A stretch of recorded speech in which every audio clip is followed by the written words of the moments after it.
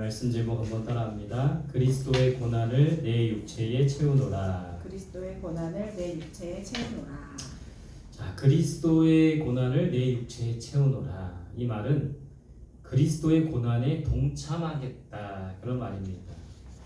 우리는 무엇으로 우리의 육체를 채웁니까? 욕망이나 욕심이나 탐욕으로 채우려고 하죠. 근데 바울은 그리스도의 고난으로 내 육체를 채운다고 했어요. 그 말은 그리스도의 고난에 동참하겠다라는 겁니다. 우리도 바울처럼 또 예수님처럼 고난에 동참하며 고난에 우리 그리스도의 고난을 우리 육체에 채울 수 있는 우리들이 될 수 있기를 바랍니다. 지난 시간에 말씀 나눈 것은 하나님의 아들 예수님에 대해서 나눴어요. 예수님의 지난 시간에 보면 첫 번째 예수님은 하나님의 형상이라고 했죠. 형상은 외형이 아니라 인격과 성품이라는 거예요. 그러니까 예수 그리스도 안에 하나님의 인격과 하나님의 성품이 있다라는 것이죠. 우리 하나님께서 우리 인간을 만드실 때 흙으로 빚으시고 하나님의 형상으로 우리를 빚으셨어요. 그러니까 하나님의 형상을 우리는 회복해야 됩니다. 하나님의 인격과 성품을 회복해야 되는 것이죠. 예수 그리스도의 인격과 성품을 닮아가야 되는 것이죠. 예수 그리스도께서 하나님의 형상이듯이 우리도 하나님의 형상을 회복할 수 있는 우리들이 되기를 바랍니다. 두 번째, 하나님의 아들 예수 그리스도는 만물의 창조주라고 배웠어요. 예수님은 이 모든 만물의 주인이시라는 거예요. 온 세상의 창조자이실 뿐만 아니라 주인이시라는 겁니다. 우리는 그 예수님의 주인 되심을 인정해야 돼요. 우리는 청지기입니다. 우리의 시간과 물질과 삶이 내 것이 아니라 주님의 것임을 인정해야 돼요. 그게 바로 청지기의 삶이라는 것이죠. 세 번째, 하나님의 아들 예수는 교회의 머리라고 했습니다. 머리. 그러니까 예수님은 교회의 머리고 우리는 교회의 몸이라는 거예요. 몸은 머리가 지시하는 대로, 머리가 명령하는 대로 가야 합니다. 머리이신 예수 그리스도 중심의 교회가 되어야 되는 것이죠. 교회는 사람 중심의 교회가 아니라 인본주의적인 교회가 아니라 예수님이 머리 되시는 교회, 예수님이 중심이 되시는 교회가 되어야 된다는 거예요. 그런 교회를 세우는 우리들이 될 수 있기를 바랍니다.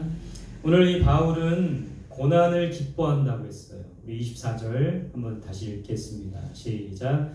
나는 이제 너희를 위하여 받은 괴로움을 기뻐하고 그리스도의 남은 고난을 그의 몸된 교회를 위하여 내 육체에 채우노라. 그러니까 바울은 괴로움을 기뻐한다고 했어요.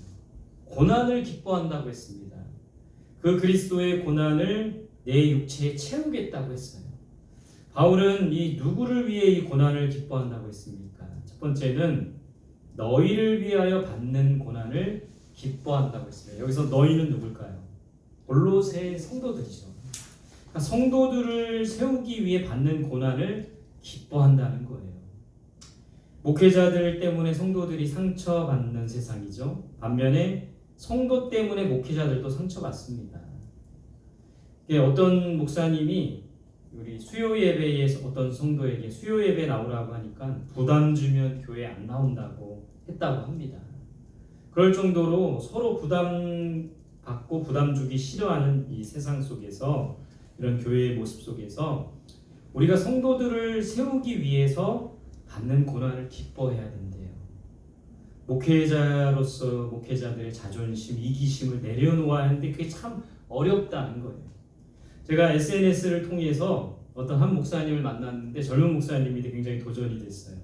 그 목사님의 별명이 365일 신방하는 목사님입니다. 그래서 매일매일 신방 계획을 짜고 자기가 맡은 부서 우리 아이들, 초등부 아이들, 청년들을 1년에 2번씩 신방하려고 굉장히 애를 쓰는 거예요. 근데 이제 이 신방을 하다 보니까 거절감도 받는 겁니다. 무시도 받는 거예요. 약속을 갑자기 펑크 내는 상황도 처해지는 거죠. 그래도 한 영혼을 세우기 위해 이 젊은 목사님이 신방하고 그런 것이 굉장히 도전이 되었다라는 거예요. 바울이 말한 것처럼 골로새 성도들을 위하여 받는 고난, 그것을 기뻐해야 된다고 했습니다. 성도들을 세우기 위해 받는 고난, 수치, 부끄러움, 거절감 이거를 감내할 수 있어야 되고 기뻐할 수 있어야 된다는 겁니다. 예수님께서도 한 영혼을 위해서 받는 수치와 부끄러움을 다 참으셨죠. 그래서 성도들을 위해 받는 고난을 기뻐하는 우리들이 되어야 됩니다. 자, 두 번째, 이 바울은 무엇을 위해 받는 고난을 기뻐한다고 했습니까? 교회를 위해 받는 고난을 기뻐한 거예요. 바울이 살던 시대에는 교회가 박해받던 시대입니다. 오늘 말씀해 보면 그의 몸된 교회를 위하여 내 육체를 채우노라. 무엇을요? 고난을. 그러니까 교회를 세우기 위해 고난받는 것을 기뻐하며 감내하겠다 바울은 말하고 있습니다. 그것이 어떻게 가능할까요? 교회를 사랑하는 마음이 바울에게 있었던 겁니다. 복음 전하며 교회를 세우는 일 쉬운 일이 아니었지만 교회를 위하여 받는 고난을 기뻐했던 거예요. 마지막 세 번째 고난은 바울은 어떤 고난을 기뻐합니까? 누구를 위해 받는 고난? 그리스도를 위해 받는 고난을 기뻐한 겁니다. 교회가 곧 그리스도라는 거예요. 바울이 이제 예수 그리스도를 알지 못할 때 교회를 핍박했죠. 그때 다메섹으로 가는 길에서 큰 빛 가운데 예수님이 나타나셔서 바울에게 뭐라고 합니까? 내가 어찌하여 나를 핍박하느냐. 바울이 핍박한 거는 교회였어요. 성도들이었습니다. 근데 예수님께서 뭐라고 하십니까? 어찌하여 나를 핍박하느냐. 예수님은 자신과 교회를 동일시한 거예요. 그러니까 교회를 위해 고난받는 것은 다른 말로 하면 예수 그리스도를 위해 고난받는 것이죠. 오늘 이 바울처럼 성도를 위해 또 교회를 위해 그리스도를 위해 고난받는 것을 기뻐할 수 있어야 됩니다. 그렇게 할 수 있는 이유는 뭡니까? 사랑하기 때문이라는 거예요. 성도를 사랑하고 교회를 사랑하고 그리스도를 사랑함으로 받는 고난도 기뻐하는 우리들이 될 수 있기를 바랍니다. 다음 장입니다. 바울은 자신이 교회의 일꾼 되었다라고 말하고 있어요. 25절 같이 봅시다. 시작. 내가 교회의 일꾼 된 것은 하나님이 너희를 위하여 내게 주신 직분을 따라 하나님의 말씀을 이루려 함이니라. 바울이 교회의 일꾼 된 것은 무엇 때문이라고 했습니까? 첫 번째는 하나님의 말씀을 전하기 위함이라고 했어요. 그 말씀을 이루려 함이라고 했습니다. 그러니까 바울이 교회에 일꾼 된 거는 하나님의 말씀을 전하고 하나님의 말씀을 이루기 위함이라고 말하고 있습니다. 사역자, 설교자, 목회자는 하나님의 말씀을 전하는 자만이 아니라 그 말씀을 이루는 자가 되어야 돼요. 순종을 통해 이루는 자가 되어야 되는 것이죠. 말씀 전하는 건 어찌 보면 쉽습니다. 그러나 말씀대로 사는 것이 어려운 거죠. 언행일치가 되어야 합니다. 오늘 바울이 교회 일꾼 된 것은 하나님의 말씀을 전하고 그 말씀을 이루기 위함이라고 했어요.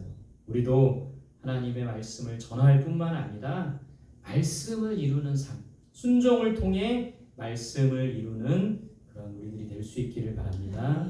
두 번째, 바울이 교회에 일꾼 된 것은 무엇 때문이라고 합니까? 비밀을 누구에게 나타내기 위함이다? 성도들에게 나타내기 위함이다. 그 비밀은 뭘까요? 비밀은 예수 그리스도라고 말하고 있습니다. 27절에 보면 비밀은 너희 안에 계신 그리스도다. 그러니까 이 바울이 교회에 일꾼 된 것은 예수 그리스도를 성도들에게 나타내기 위함이라고 했어요. 예수를 성도들에게 드러내야 됩니다. 예수님만 나타내야 되는 것이죠. 예수님만 영화롭게 해야 되는 것이죠. 우리는 예수 그리스도, 비밀인 예수 그리스도를 성도들에게 나타내야 돼요. 말로만이 아니라 삶으로 드러낼 수 있어야 되는 것이죠. 교회의 일꾼은 바로 그런 겁니다. 성도들에게, 믿는 자들에게 예수 그리스도가 어떤 분인지 나타내고 또 예수님께서 우리에게 어떤 은혜를 베풀어 주시고 어떤 분인 것을 나타낼 수 있어야 되는 거예요. 예수 그리스도를 성도들에게 나타낼 수 있기를 바랍니다. 세 번째, 바울이 교회에 일꾼 된 것은 뭐라고 합니까? 비밀의 영광이 누구에게 풍성하게 나타내기 위함이다? 이방인에게. 그러니까 비밀은 예수 그리스도라고 했죠. 그 예수 그리스도의 영광이 이방인들에게도 나타나게 하는 것. 그게 바로 교회의 일꾼이라는 겁니다. 예수 그리스도의 영광이 이방인들에게도 풍성히 나타내야 돼요.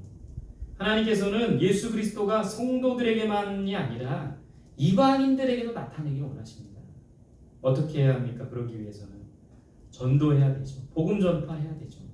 아까 제가 365일 신방하는 목사님도 있다고 했는데 365일 전도하는 목사님도 있어야 됩니다. 신방은 성도를 세우는 일이라면 전도는 이방인을 세우는 것이죠. 오늘 이 그리스도의 비밀, 그리스도이신 예수 그리스도를 성도들에게 뿐만 아니라 이방인들에게도 나타낼 수 있어야 되는 거예요. 교회 일꾼은 이런 겁니다. 하나님의 말씀을 전하며 그 말씀을 이루는 사람이 교회 일꾼이에요. 또 예수 그리스도를 성도들에게 나타내는 자가 교회 일꾼입니다. 또 예수 그리스도를 뿐만 아니라 이방인들에게도 나타낼 수 있는 사람, 그런 사람이 바로 교회 일꾼인 것을 믿고 우리 모두가 교회의 참된 일꾼이 될 수 있기를 바랍니다. 오늘 바울은 그리스도를 전파하는 이유에 대해서 말하고 있습니다. 우리 28절 같이 봅시다. 시작. 우리가 그를 전파하여 각 사람을 권하고 모든 지혜로 각 사람을 가르침은 각 사람을 그리스도 안에서 완전한 자로 세우려 함이니. 자, 28절에 우리가 그를 전파하여 그리스도를 전파한다는 거예요. 그 전파하는 이유는 뭡니까? 결론적으로는 28절에 보면 완전한 자로 세우기 위함이라고 했어요. 근데 그 과정을 보면 첫 번째는 그리스도를 전파하여 각 사람을 권하기 위함이라고 했어요. 권하기. 각 사람이라는 것은 모든 사람입니다. 모든 사람. 그러니까 전도는 그리스도를 전파하는 전도는 권하는 거예요. 뭘 권하는 겁니까? 예수 그리스도를 권하는 겁니다. 우리가 좋은 약이 있으면 어떻게 합니까? 권하죠. 좋은 병원이 있으면 어떻게 합니까? 권합니다. 좋은 음식점을 알고 있다면 권하죠. 좋은 사람이 있으면 권하지 않습니까? 예수 그리스도를 사람들에게 권해야 돼요. 예수님 한번 믿어보세요. 그러기 위해서는 먼저 우리가 예수 믿는 기쁨과 행복을 누려야 된다는 겁니다. 예수님의 참 맛을 보는 사람이 되어야 된다는 거예요. 내가 경험하지 못하고 내가 알지 못하면서 어떻게 권할 수가 있겠습니까? 좋은 약을 내가 먹어봐서 효과 보지 않고 어떻게 권할 수가 있겠어요? 좋은 음식점을 내가 먹어보지 않고 어떻게 사람들에게 좋다고 권할 수가 있겠습니까? 그러니까 우리가 예수를 권하기 위해서는 먼저 예수 믿는 기쁨과 행복을 누릴 수 있어야 된다는 거예요. 예수 믿는 기쁨과 행복을 누리는 우리들이 될 수 있기를 바랍니다. 두 번째는 모든 지혜로 각 사람을 가르쳐야 된다는 거예요. 가르쳐. 여러분, 만약 우리가 유익한 것이 있으면 가르치려고 합니다. 내가 해보니까 좋고 유익한 거 있으면 사람들이 특히 자녀들이 가르치는 거예요. 저는 야구를 좋아하는데 야구를 해보니까 잘 못하는 사람들이 가르쳐주고 싶어요. 또 커피를 볶아고 커피를 또 이제 핸드드립으로 내려보니까 그게 맛있으니까 또 가르쳐주고 싶은 거예요. 제가 목사로서 성경을 알고 성경에 귀한 보화가 많이 담겨 있으니까 성도들에게 그걸 가르치고 싶은 겁니다. 모든 사람에게 예수 그리스도가 어떤 분인지 우리는 가르쳐줘야 돼요. 예수님은 예수가 그리스도다, 이 말은 예수님이 우리의 왕이시고 선지자시고 제사장이라는 말. 또 예수는 구원자시라는 거죠. 우리의 모든 지혜를 동원해서 예수 그리스도를 올바로 가르쳐야, 권하고 가르쳐야 됩니다. 결국에는 그리스도를 전파하여 그리스도를 권하고 가르치는 이유는 뭡니까? 3번에서 말하듯이 각 사람, 모든 사람을 그리스도 안에서 완전한 자로 세우기 위함이라고 했어요. 완전한 자. 우리가 예수를 전하고 권하고 가르치는 이유는 모든 사람을 완전한 자로 세우기 위함이라고 했습니다. 완전한 자가 어떤 사람일까요? 표준세 번역에서는 온전한 자라고 하고 있습니다. 공동 번역에서는 성숙한 자라고 하고 있어요. 그러니까 우리가 예수를 전하고 권하고 가르치는 이유는 그 모든 사람들이 예수를 통하여 성숙하고 온전한 자가 되게 하기 위함이라는 겁니다. 완전한 자의 반대는 뭘까요? 죄인이죠. 타락한 인간이죠. 탐욕의 종으로서의 인간이죠. 우리가 완전한 자가 되고 온전한 자가 되고 성숙한 자가 되는 것은 오직 예수 그리스도를 통하여 가능하다라는 겁니다. 먼저 예수 그리스도를 통하여 우리가 온전한 자가 되고 우리 자녀들이 온전한 자가 되고 성도들이 온전한 자가 되고 우리 주변에 많은 이방인들이 온전한 자가 될 수 있도록 예수를 전하고 권하고 가르칠 수 있는 우리 모두가 될 수 있기를 간절히 소망합니다. 함께 기도하겠습니다. 주신 말씀 붙들고 우리 함께 기도합니다.